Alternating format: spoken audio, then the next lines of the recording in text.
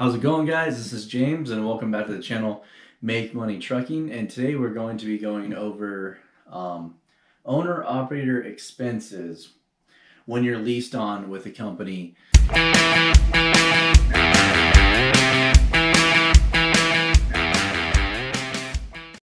I got some suggestions that some of you guys wanted me to go more in depth on the expenses. So this is just expenses for when you're actually running under someone else's DOT and authority or leased on to a company.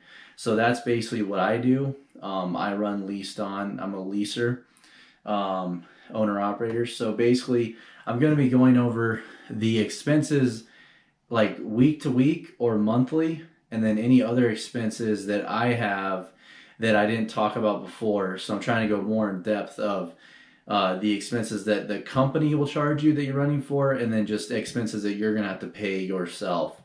I'm not going to go into any real maintenance type of expenses. This is just basically going to be, if I'm leased on to this company, this is what they're going to charge.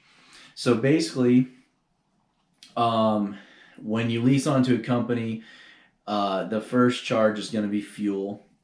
That's going to be, they're going to charge you a percentage or just a small fee to use their fuel card.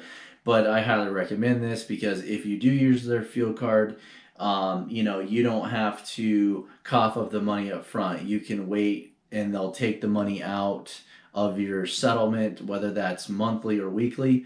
They'll take the money out when they pay you. So if you made $2,000 and you spent $500 in fuel, when you get paid, they take that right off the top. So you don't have to upfront that money.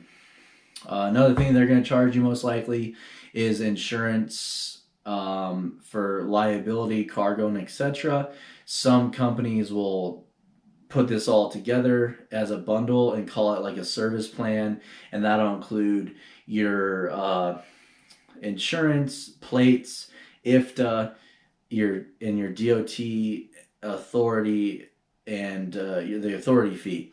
And other companies will charge you, kind of line by line. So we went over insurance. Also, some companies will charge you a maintenance escrow.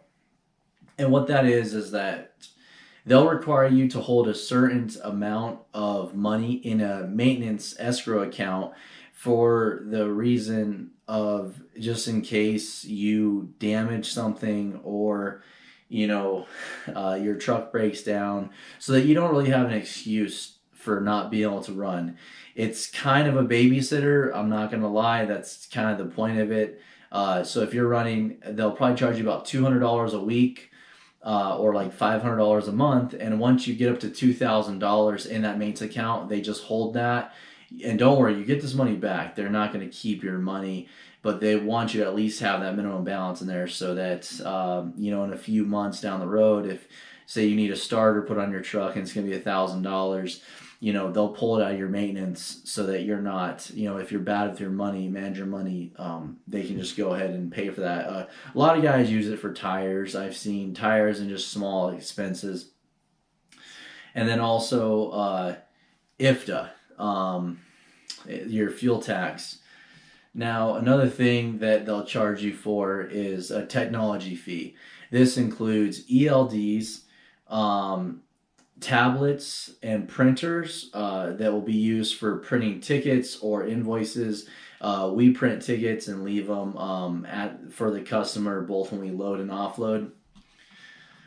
And that's pretty much it. So I'm going to basically go into some of these invoices or some of my settlements, and I will put them on the screen as I'm going to show you here.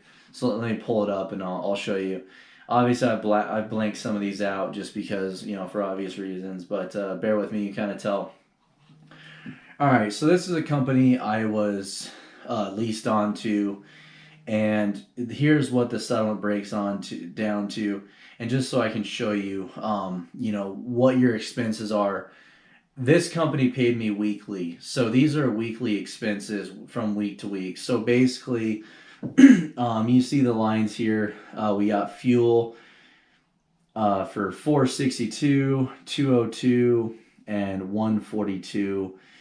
Obviously, these are all different fuel stops, and 112. And then the line below that, there's a maintenance escrow. That says $1,000, but I basically was only doing that because I was using it as like a savings account. So I was only required to do $200 upwards to that $2,000 I had mentioned before. But I just did $1,000 so that it was just kind of like an extra savings account. And then I would go in and pull the money out as I wanted to. And then the next one is going to be the service plan. Now, this company, they bundled everything up. So, IFTA, insurance, um, the DOT and authority fees, the liability coverages, it was all bundled up into a service plan package, and that was $174 a week. And let's see here. If you do the math on that, let's see, 174 times 4 is 600. Let's call it $700. So that was $700 for the month. And then this universal trucking benefits, that is just a like a short-term, long-term disability. I don't I don't know if I'd recommend it or not. I just did it just for the peace of mind. But then when I left this company, they basically robbed me out of like $4,000 or $5,000 and told me I couldn't transfer it to my next carrier because it was only through this company. And I tried telling them, I'm an owner operator. I'm under my own company, my own federal employer identification number, but they didn't really care. All right, so let's go on to the next invoice for the next contractor and company that I worked for. All right, so here is the next one, and this company pays bi-weekly or twice a month. So, and what they do, instead of charging for a service plan, they kind of break it down a little bit, line by line, as I had mentioned before. Now here we have Occupational Accident for $190. That is basically I think it's just extra coverage in case you get injured so that they can get out of the liability on that. A lot of people are starting to do that. Here's a $400 charge here, and this is for general liability insurance. And then the next charge is going to be $65 for a technology fee. Like I said, that's for the ELD, the tablet to do your tickets on, the printer, and all that good stuff. And then the $2,099, that's obviously for fuel. And something that these guys don't cover is they don't cover the IFTA or plates.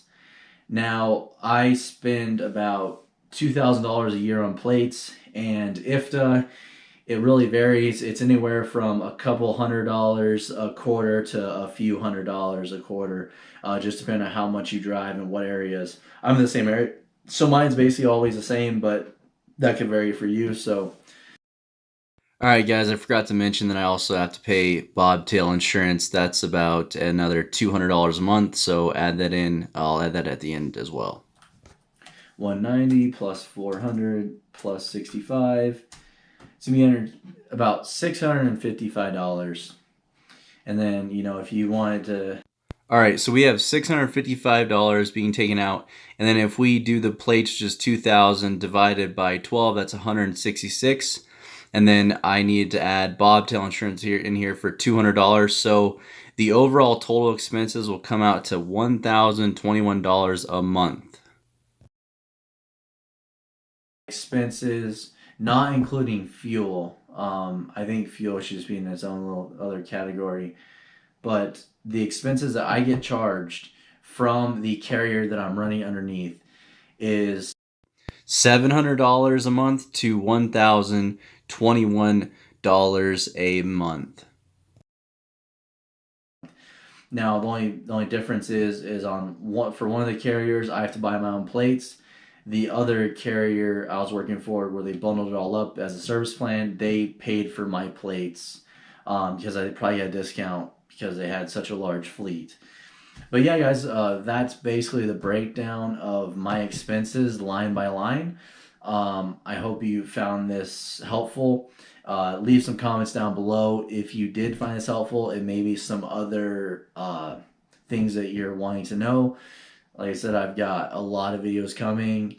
Thank you so much for all of you that view my videos and are subscribed. I really appreciate it. My goal is to help you guys out and just spread the information and knowledge about the trucking industry.